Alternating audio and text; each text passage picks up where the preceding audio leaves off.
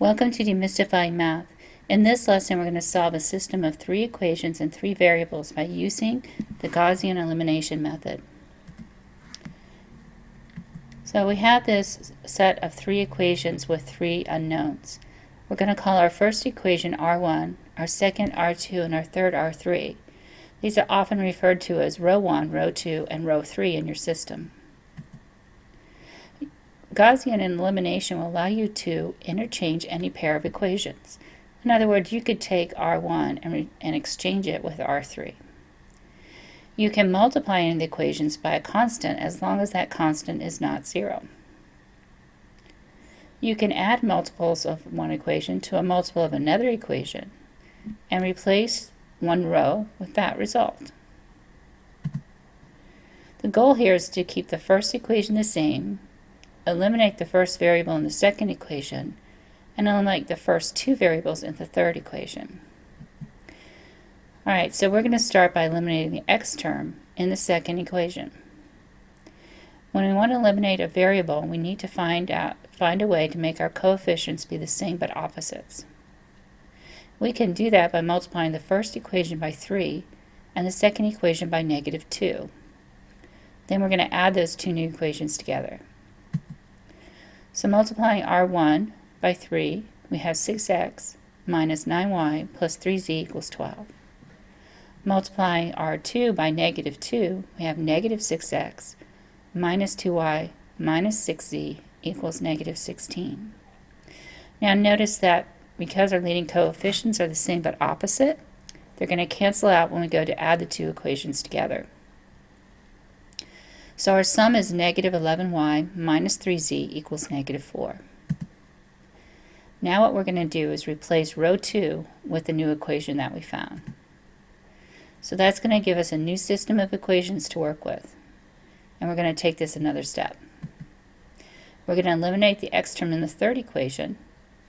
And again, we want to have our leading coefficients the same. So we're using row 1 and row 3. So we're going to multiply row 3 by -2 and add it to row 1. So row 1 is the same. Multiplying row 3 by -2, we have -2x plus 4y minus 2z equals -10. Then adding down, the x terms cancel, and we have y minus z equals -6. Now we'll replace row 3 with the new equation. And again, we want to keep eliminating. So we've eliminated 2 x's, and we want to eliminate the y in the third equation. We can do that by multiplying row 3 by 11 and adding it to row 2.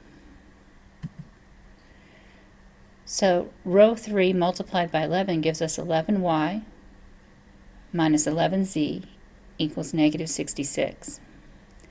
And then adding those 2 equations together, we get -14z equals -70. Well, we could keep eliminating rows, but since we can solve for z, let's go ahead and do that.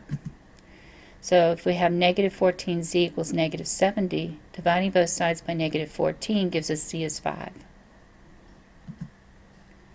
Since we know what z is, we can now use back substitution to solve for y and then solve for x.